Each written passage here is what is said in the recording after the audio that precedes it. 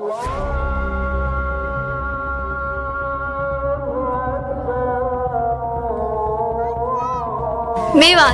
a place of hills, morning mist, dry landscapes, and this is the story of demolition that changed the way how people used to live here, from changing their psychology towards outsiders to giving them a new sense of courage.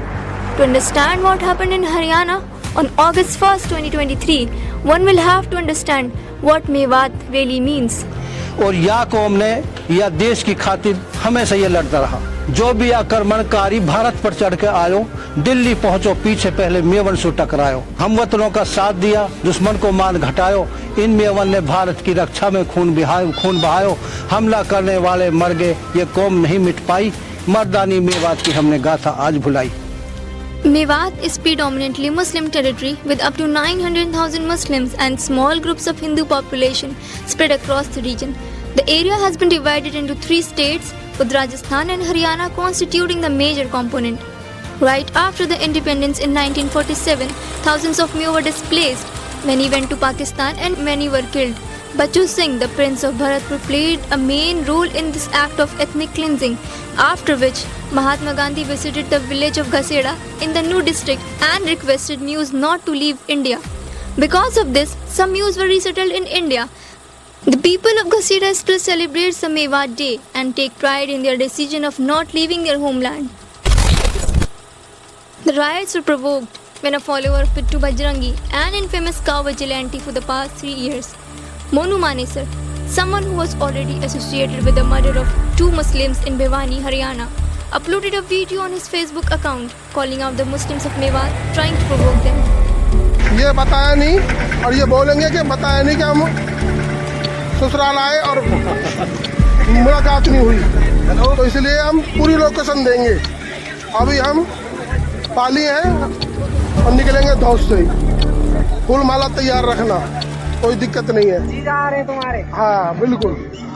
मतलब इस तरह से videos आ रहे थे कि मुसलमानों को self esteem पर चोट पहुंचाई जा रही थी कि अपनी तुम्हारे बहनों ही आ रहे हैं, तुम्हारे दामाद आ रहे हैं, और उन सब के बावजूद उस यात्रा को परमिट किया गया। और परमिट करने के साथ साथ जो है उन हथियारों की एग्जीबिशन के साथ वो यात्रा हुई जो हथियार लाइसेंस होने के बावजूद भी नहीं दिए जा सकते हैं, मतलब जिनके लाइसेंस का परमिशन ही नहीं है, उनके बावजूद वो यात्रा निकाली गई। यात्रा में सब ने ये देखा कि बड़े बड़े हथियार लेकर वो यात्रा निकली और फिर अचानक ये कहा गया कि यात्रा के ऊपर हमला हुआ। तो हमला कैसे हुआ, किसका हुआ, वो इन्वेस्टिगेशन आज तक क्लियर नहीं हुआ। 2:45 के करीब मालिक लोग आया, उसने कहा अरे बाबा यहाँ से चला जा, मार डालेंगे, दुकान बंद कर दे और ये चाबी ले मुझसे, मेरे प्लॉट पे चला जा।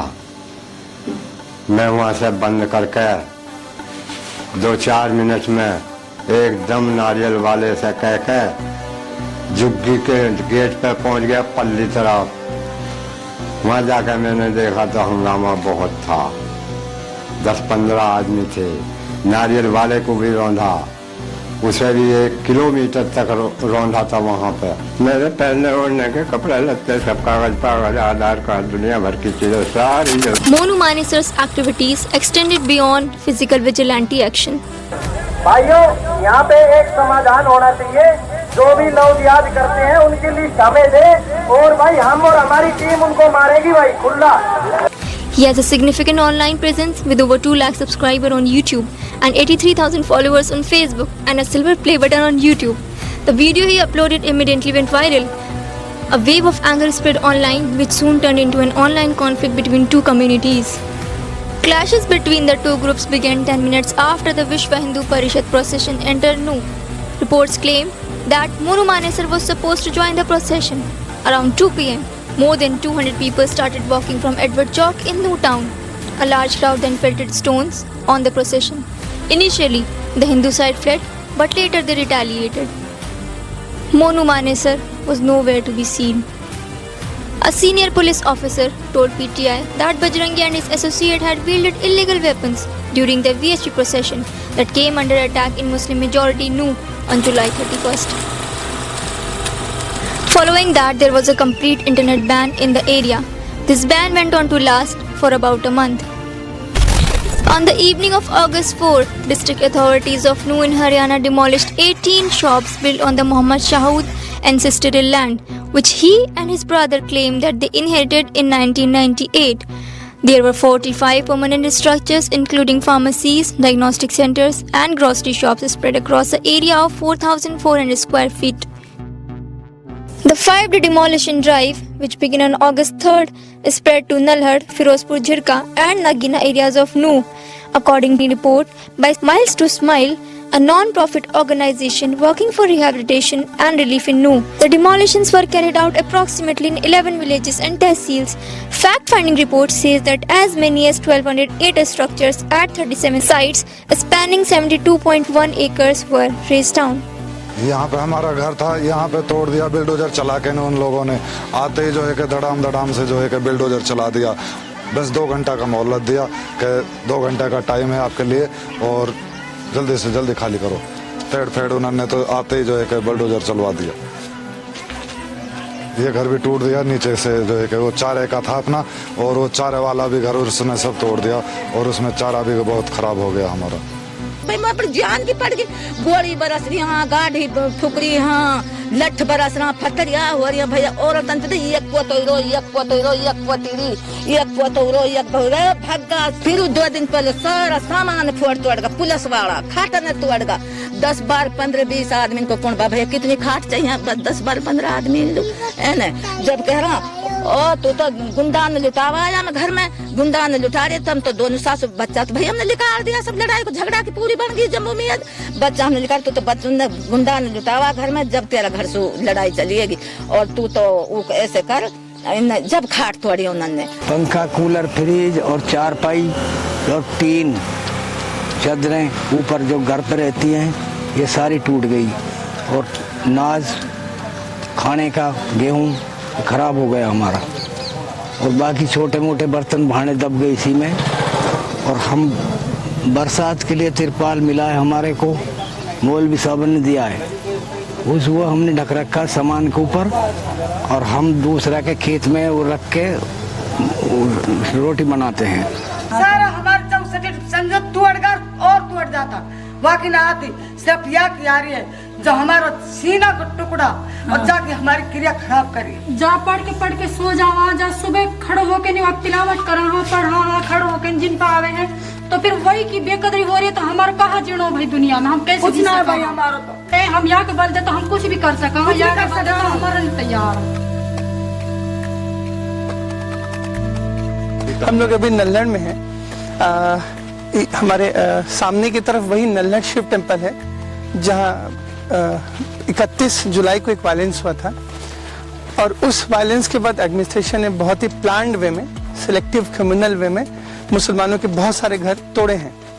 तो मेजर लोकेशंस अगर मैं बात करूँ घरों की, तो उसमें एक नल्लड़ है, एक फिरोजपुर झिरका, एक सिद्रावट, नांगल और नगीना। ये 5 जगह है जहाँ पे गवर्नमेंट ने लोगों के घर तोड़े हैं। इसके अलावा बड़कली चौक पे और नू चौक पे बहुत ज़्यादा नंबर में मुसलमानों की दुकानें उन्होंने डिमोलिश की हैं। तो नल्लड़ में अभी टोटल 11 फैमिलीज हैं जिनके घर इन्होंने डिमोलिश किए थे। उसमें एक आस मोहम्मद साहब है जिनका घर अभी रास्ते में था, बाकी 10 परिवार यहीं रहता है। अगर आप इधर देखेंगे तो एक बड़ा सेटलमेंट वो है जो गवर्नमेंट ने डिमोलिश किया है। एक खातूनी और उनके साथ 4 लोग का घर उस तरफ है, और निजरी और सरियम का घर एकदम उस कोने पे है। चूंकि ये लैंड ही फॉरेस्ट की है, इसलिए हम लोग कोशिश कर रहे हैं कि इनको किसी दूसरी जगह रिलोकेट कर सके और वहाँ पे इनके लिए घर रिकंस्ट्रक्ट करें। फॉर द टाइम बिंग हमने फंड रेज करके कलेक्टिवली 12 लाख के करीब नल्लड़ में सब लोगों को दिए हैं। हम बेफिक्र है, 15 दिन ये माहौल शांत होने दीजिए, मैं खुद आके ये सब बनाऊंगा इंशाल्लाह। शांत हो जाए जब तो आएगा बात, इनको भी आएगा, हमारा बच्चा ही घर ना अपन घर की। हम लोग इतनी दूर से क्यों आए? क्यों आया है? मदद लेके आया है ये, और कहीं जो आया है ये। रो मत, बिल्कुल मत रो। अभी ना तो देख कहाँ डोरा पहाड़न में, कभी जंगल देखा ना, भूख में किस में बेचारे आए।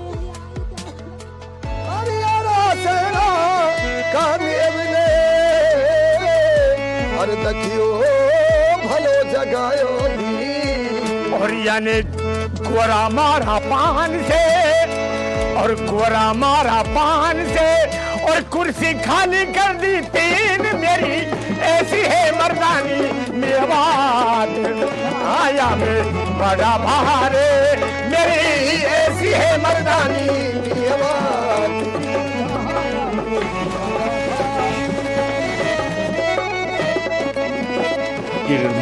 नूह के आसपास जितने गांव थे उनमें रैंडमली मुस्लिम यूथ को पकड़ा गया और एक बड़े नंबर में 300 के आसपास मुसलमान बच्चों को उठाया गया, किसी को बाद में छोड़ा गया, किसी को पहले छोड़ा गया, लेकिन डिटेन उनको फ़ौरन के फ़ौरन किया गया। और फिर उसके बाद पहले ये शुरुआत करी गई कि कुछ बस्तियां हैं जो मुसलमानों ने डिस्प्यूटेड लैंड थी उस पर बना रखी है, या हम इंक्रोचमेंट ड्राइव कर रहे हैं। वो इंक्रोचमेंट ड्राइव नूह के आसपास के इलाकों में थी, लेकिन वो लगातार कई दिन तक चली और नूह के आसपास तावड़ू में हुई, सोहना में हुई, जो नूह का मेडिकल कॉलेज था वहाँ पर हुई, और तकरीबन 1200 घरों को गिराया गया। और ये गिराने का, मकानों को गिराने का मतलब ये था कि एक पॉलिटिकल मैसेजिंग थी, और वो पॉलिटिकल मैसेजिंग को एडमिनिस्ट्रेशन एग्जीक्यूट ऐसे करता है कि पहले क्या किया उन्होंने, उस इलाके में लोगों को अरेस्ट किया और बहुत ढेर सारे लोगों को एब्सकॉन्डिंग कर दिया। तो लोग मारे डर के अपने घरों पे ताला लगा के चले गए या उस मौके पर मौजूद नहीं थे, और उनके मौके पर मौजूद न होने की वजह से फिर उस पर साथ के साथ बुलडोजर चला दिया गया। Multiple arrests were made while we were still covering the areas. As we went back to newer areas, more stories began emerging.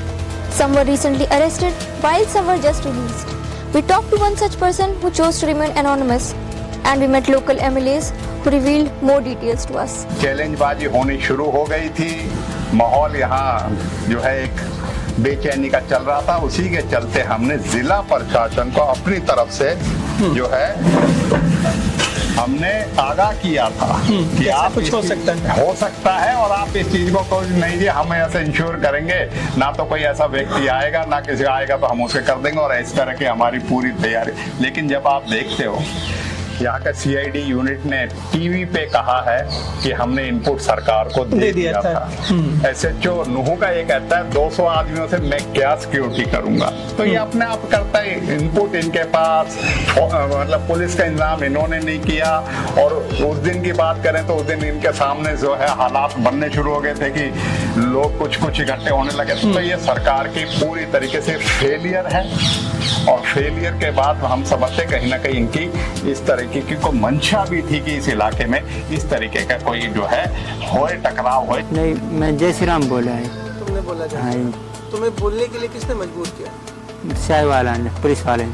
Police वाले ने? हाँ, क्या कि बाबा से राम राम करो, जय श्री राम बोलो, ऐसे मजबूर किया, आज तक बोलनी पड़ी। थाने में सबको ले जाकर उन्होंने एक कमरे में बंद कर दिया। तो वहाँ जो भी आता था, वो जितने पुलिस वाले आते थे सब गाली देते थे सबको। वो मुसलमान कहकर सर सबको गालियाँ देते थे। फिर वहाँ सर हमको उन्होंने लॉकअप में बंद कर दिया। इसको सर पीटा भी था वहाँ थाने में। सबको ले जाकर सबको कपड़े उतार कर सबको पीटा सर। कुछ की टांगों को भी चौड़ाया है, जैसे टांगों को भी चौड़ाया सर। एक बुजुर्ग आदमी था, उसको भी बहुत पीटा। एक हाफिज था, उसकी दाढ़ी को देकर उसको पीटा। और सर उनकी दुर्गा माँ की मूर्ति उसके सामने हाथ जुड़वा रहे थे, गालियां दे रहे थे। आप देखेंगे जितने भी शॉप्स हैं उन सारे शॉप्स को भी सरकार ने डिमोलिश कर दिया है, मतलब लार्ज स्केल पे। तो कोशिश करेंगे कि इस रिलीफ के थ्रू जितने भी अग्रीव्ड हैं उनको जितनी मदद हम कर सकें, चाहे इन टर्म्स ऑफ राशन हो, चाहे in terms of connecting them for legal assistance हो, चाहे in terms of making sure कि उनका जो लाइवलीहुड है वो लार्ज मतलब लॉन्ग टर्म में हम क्रिएट कर सके। तो for these purposes mister Ismail is going and visiting these places. Mewat में कुछ सियासी लोगों ने और यहाँ की हुकूमत ने मेवात को उजाड़ने का काम किया था, तो वहाँ इस देश में ऐसे लोग भी जो मेवात को बसाने का काम भी किया है। इन बच्चों के लिए तालीम के लिए इतनी सुविधा दी जाएंगी कि हम चाहते हैं कि हमसे भी आगे जाके बढ़ चढ़ के मेवात का नाम रोशन करें और मेवात के लिए कुछ करें। दिल्ली के आसपास अपनी राजनीतिक जो उसको है जो उसको कवायद को जिंदा रखने के लिए और अपनी जो फेलियर है, क्योंकि विकास और उसके नाम पे इस सरकार कोई जवाब नहीं दे सकती, तो इस तरीके की पोलराइजेशन की पॉलिटिक्स और हेट्रेड की पॉलिटिक्स और रिलीजन में आपस में जो है टेंशन रहे, इस चीज की पॉलिटिक्स के लिए मैं समझता हूँ हमारे इलाके को इन्होंने एक एक्सपेरिमेंट के तौर पे करा और उसी को करके और नतीजा ये हुआ कि आखिर में इस इलाके को इतना बड़ा नुकसान जो है वो हुआ है और इसके लिए पूरी तरीके से सरकार जिम्मेदार है। सरकार ने हालात ऐसे बनाए जिसमें इस तरीके की जो है कि गुलशन में नशेमन को मेरे ये कह के जलाया माली ने। जब कोई नशेमन जलता है, गुलशन में उजाला होता है, तो जब कोई घर को डिमोलिश किया जाता है तो पूरे देश में उसकी चर्चा होती है। और एक राजनीतिक लोग जो हैं ये कोई भले लोग नहीं हैं, ये गरीबों के मकान दुकान को तोड़ के और उनको बर्बाद करके और अपना एक पैगाम देना चाहते हैं एक कम्युनिटी को, वर्ग विशेष को, कि हम ऐसा कर रहे हैं ऐसा कर रहे हैं। ये वाहियात कोशिशें हैं, असंवैधानिक कोशिशें हैं।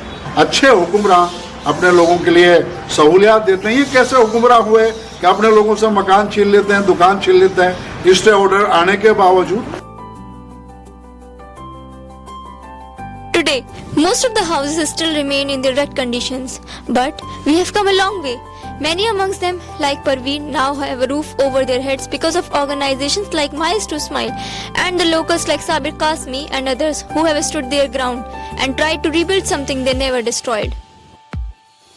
जिन लोगों को धाराशाही किया गया था एक प्लानिंग के तहत, जिन पर हमला किया गया था और जो पीड़ित और मुतासिर हो गए थे, अपने घरों की छतों से वंचित हो गए थे और कारोबार जिनका चौपट हो गया था, अब वो आहिस्ता आहिस्ता एक साल में ज़्यादातर लोग मामूल की ज़िंदगी पर उनकी ज़िंदगी आ गई है और उनकी एक ज़िंदगी की जो स्पिरिट रुक गई थी वो फिर से बहाल हो गई है। The orange skies of Mewat hold a testimony that the night could be long and dark, but the morning arrives.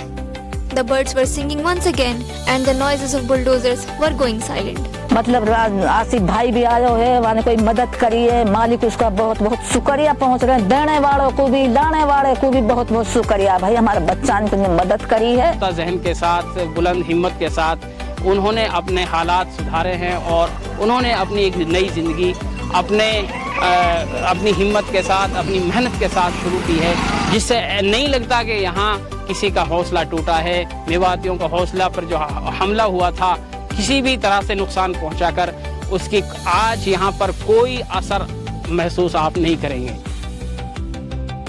It is with the help of few we bring a gigantic change, and while a lot remains to be fixed, one is cornered into thinking, was it a punishment for rising or was it really a demolition of illegal settlement?